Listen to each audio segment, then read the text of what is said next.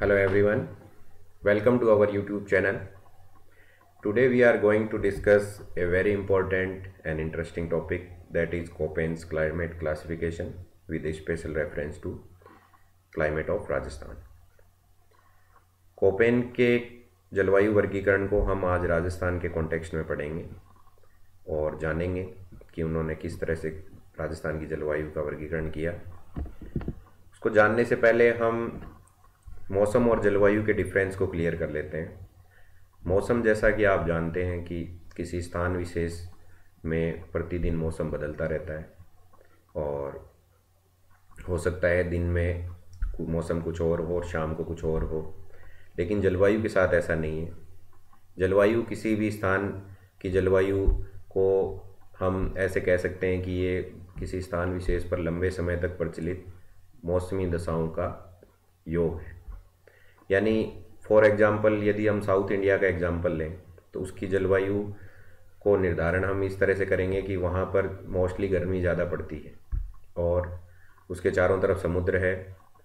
तो ऐसे में जब ये 20-30 साल तक ऐसा ही मौसम रहता है तो हम ऐसा कह सकते हैं कि यहाँ की जलवायु गर्म और आर्द्र, इसमें आर्द्रता ज़्यादा है, इसलिए उष्णार्द्र जलवायु हम इसको कह सकते हैं।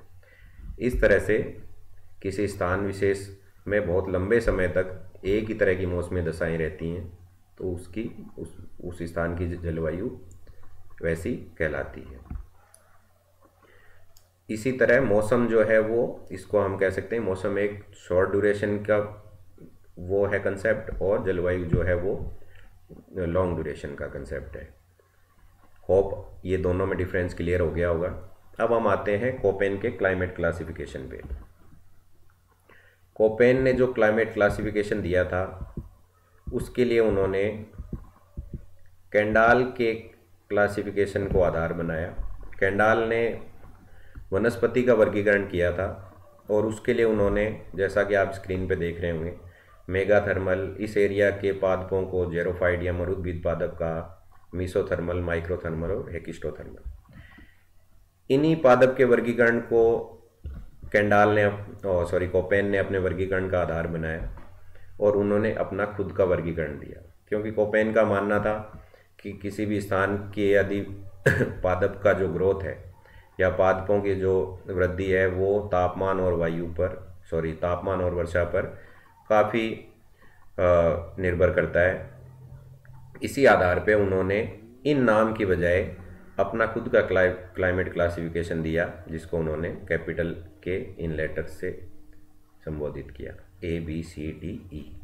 ऐसे ही इसमें और भी अल्फ़ाबेट्स थे जिनको हम आगे डिस्कस करेंगे। उन्होंने कैपिटल F को यूज़ किया, M को यूज़ किया, S को यूज़ किया और ऐसे T को यूज़ किया, कैपिटल W को भी यूज़ किया।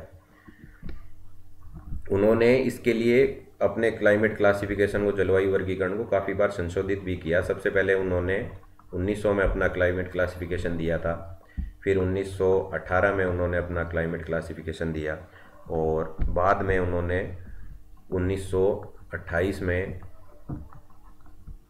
उनके शिष्य थे गेगर नाम से, रुडोल्फ गेगर नाम से, उनके साथ मिलकर के उन्होंने अपना क्लाइमेट क्लासिफिकेशन दिया। अब उससे पहले हम देखते हैं कि इन कैपिटल लेटर्स का क्या अर्थ क्या है, और उसके बाद में उन्होंने कैपिटल लेटर के बाद में छोटे स्मॉल लेटर्स का भी यूज़ किया। छोटा है F, M, W, S, F और इस तरह से H, K और ये स्मॉल लेटर्स। सबसे पहले ए को देखते हैं कि ए जो इन्होंने यूज़ किया वो कहाँ पर यूज़ होता है।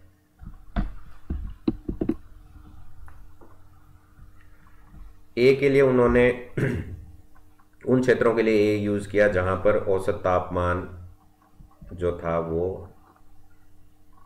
18 डिग्री से ज़्यादा था। मासिक औसत जो तापमान था वो वर्ष पर्यंत मोर देन 18% रहा, और शीत ऋतु जहाँ नहीं पाई जाती वो इसके आसपास के क्षेत्र हैं। ये आप देख सकते हैं, ए के आसपास का क्षेत्र, और यहाँ पर शीत ऋतु नहीं पाई जाती क्योंकि सूर्य का प्रकाश लगभग वर्ष पर्यंत मिलता रहता है।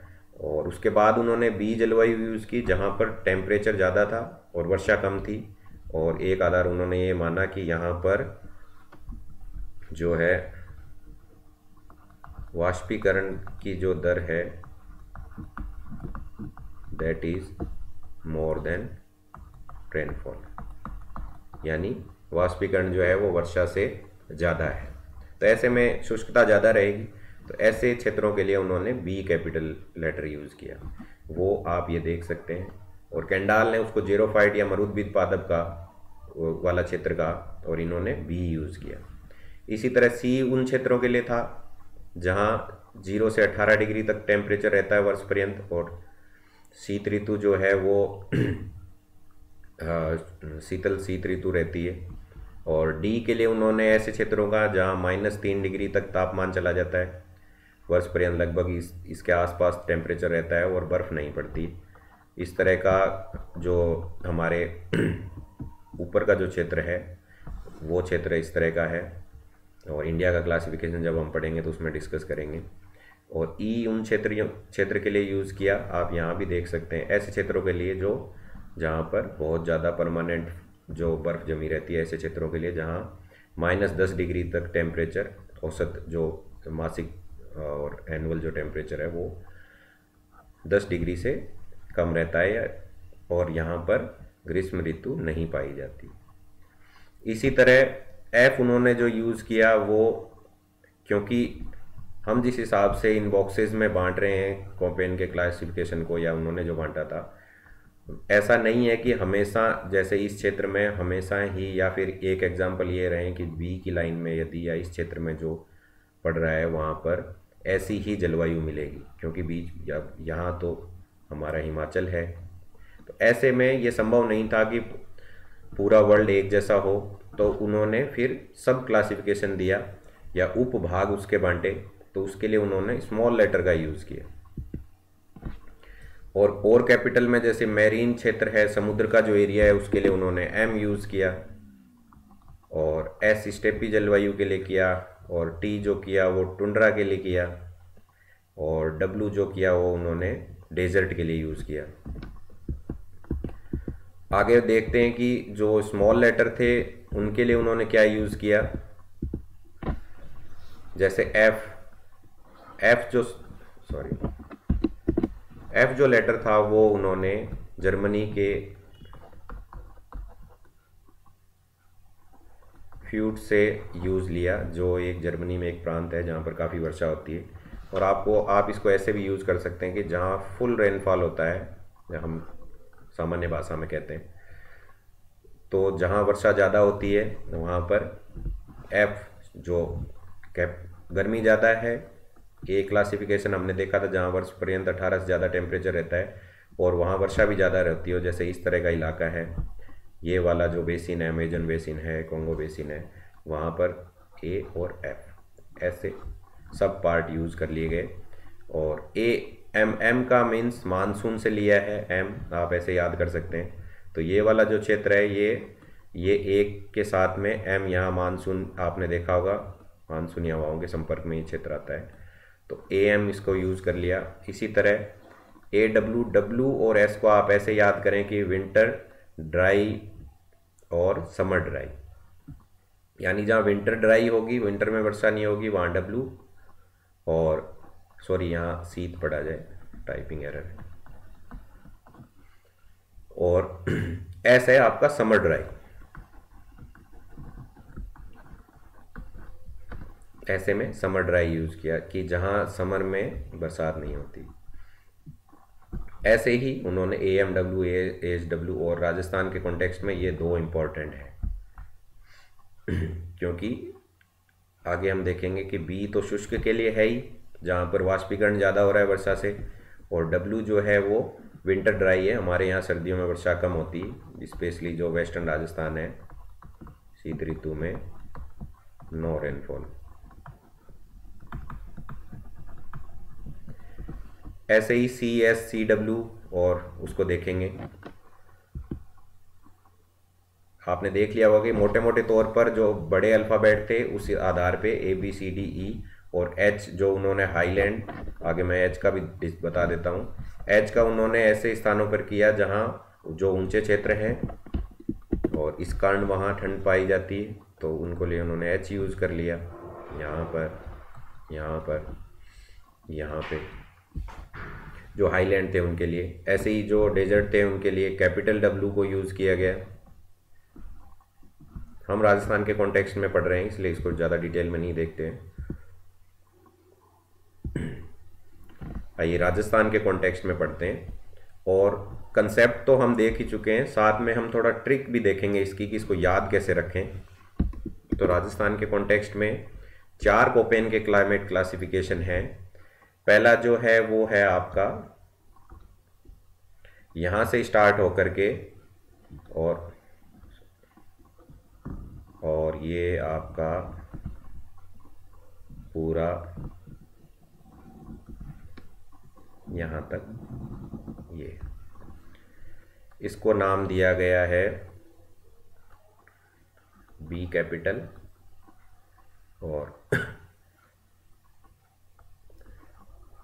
BSHW। और फिर उसके बाद में ये वाला क्षेत्र है, ये यहाँ, ये अरावली की सीमा आप बना सकते हैं और यहाँ से होते हुए ये, इसको नाम दिया गया है BSHW। फिर उसके बाद में ये वाला क्षेत्र है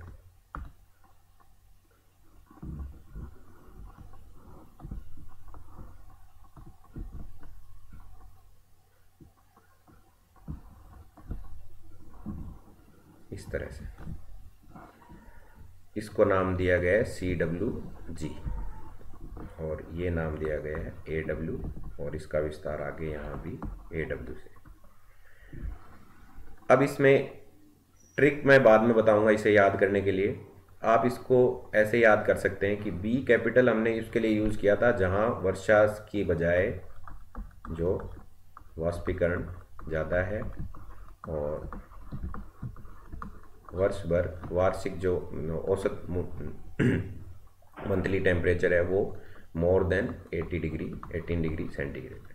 तो ऐसे में ऐसे क्षेत्रों में गर्मी ज़्यादा पड़ेगी और शुष्क दशाएं हैं और विंटर ड्राई है। डब्ल्यू हमने देखा ही था, विंटर ड्राई सीजन के लिए था। और एच जो हमने हॉट इलाके के लिए, पीछे अगर हम देखें, आप इसमें देख सकते हैं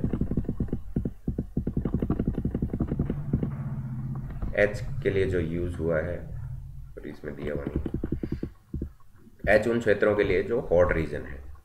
इसी तरह एस जो है स्टेपी एरियाज़ के लिए है और बी जो है वो हम देख ही चुके थे जहाँ वर्षा से ज़्यादा वाष्पीकरण हो, और एस स्टेपी के लिए है और एच हॉट रीजन है ही, और अगेन डब्ल्यू जो है वो विंटर ड्राई रीजन, यानी सर्दियों में इन दोनों क्षेत्रों में बहुत कम बरसात होती है। फिर हम देखेंगे CWG और सी हमने वो उन क्षेत्रों के लिए देखा था जहाँ 0 से 18 डिग्री रेंज थी, विंटर ड्राई है। और जी जो कोपेन ने यूज़ किया था वो गंगेटिक प्लेन के लिए यूज़ किया था, गंगा के मैदान के लिए। पिछली स्लाइड में आप देख सकते हैं कि ये CWG है, इसका विस्तार राजस्थान में यहाँ तक है और आगे तक है। ये आप देख सकते हैं पूरा गंगा का प्लेन है, इधर से ब्रह्मपुत्र का मैदान है। ये जी जो है वो गंगेटिक प्लेन को, गंगा के मैदान को शो करता है, इसलिए जी यूज़ किया है। और AW जो है वो, ए हमने देखा था कि जहाँ वर्ष पर्यंत गर्मी रहती है और शीतकाल में शुष्कता, और शीतकाल में वर्षा कम होती है और विंटर ड्राई रहता है, तो इसीलिए AW है। और क्योंकि नीचे का एरिया है तो गर्मी भी ज़्यादा रहती है नॉर्थ की बजाय। अब इसे शॉर्ट ट्रिक से अगर याद करना हो आपको तो शॉर्ट ट्रिक मैं बता देता हूँ। सबसे पहले इस कैपिटल, इस लेटर्स को पकड़िए आप। बाड़मेर के इस कोने से है तो बाड़मेर वाला और हनुमानगढ़ वाला, तो बाड़मेर के इस कॉर्नर से बाड़मेर वाला कॉर्नर और हनुमानगढ़ वाला कॉर्नर, बाड़मेर वाला हनुमानगढ़ वाला। फिर BS बाड़मेर पे ख़त्म किया था, हमें कंसेप्ट याद रहेगी। B से बाड़मेर, फिर बीच में जालौर और सिरोही। इस तरह आपको ज़िले भी याद हो जाएंगे। तो बाड़मेर से सिरोही तक का कोना, और फिर यहाँ से शुरू करते हुए हनुमानगढ़ वाला, और अलवर का डब्लू भी आप याद रख सकते हैं। तो हनुमानगढ़ अलवर का डब्लू इस कोने तक। इसी तरह CWG को याद अगर रखना है तो आप थोड़ा इस पर नज़र दौड़ाइए। जिन जिन क्षेत्रों में गंगा, ब्रह्मपुत्र, ठीक है, थोड़ा सा इधर करना चाहिए था, कोई बात नहीं, फिर यमुना, और यहाँ से हमारी चंबल इसमें मिलती है, और चंबल की सहायक नदी बनास है, थोड़ा ऊपर बन गया, कोई बात नहीं, आप कंसेप्ट याद रखिए। तो ये सभी गंगा की ट्रिब्यूटरीज हैं, सहायक नदियाँ हैं, और इनसे पूरा ये मैदान बनता है। और तो जी से आप ये याद रखेंगे, विंटर ड्राई है ही, सर्दियों में बरसात नहीं होती है, और ऐसा प्लेन एरिया है, ये वैसे मध्य अक्षांशों की जलवायु है, जहाँ पर 18 डिग्री 0 से 18 डिग्री तक औसत तापमान रहता है। तो ऐसे क्षेत्र आपको याद रखने हैं। यहाँ पर ज़्यादा ठंड भी नहीं पड़ती है, यूपी बिहार की जलवायु जो तो ऐसे में ये इसी का पार्ट है। आगे यदि आप इसको जोड़ें, सॉरी, यहाँ से बनास चंबल होते हुए, और दूसरा याद करने का ये तरीका है कि ये यहाँ पर दिल्ली है और यहाँ कॉमनवेल्थ गेम्स हुए थे। तो CWG कॉमनवेल्थ गेम, ठीक है, इससे भी याद रह सकता है। कॉमनवेल्थ गेम्स वाला जो इंडिया का आप याद करते हैं तब ये भी याद हो जाएगा, कॉमनवेल्थ गेम्स वाला पार्ट है। और AW, इसे याद करने का तरीका ये है कि ये जो क्षेत्र है वो ट्राइबल बेल्ट है, और हिंदी में यदि आप याद करें तो इसे आदिवासी क्षेत्र है, ठीक है। तो ये ट्रिक थी, मैंने आपको ट्रिक से भी समझाया, कंसेप्ट भी बताई, और शुरू से लेकर लास्ट तक मैं आशा करता हूँ कि आपको ये पूरा कोपेन का क्लाइमेट क्लासिफिकेशन याद हो गया होगा।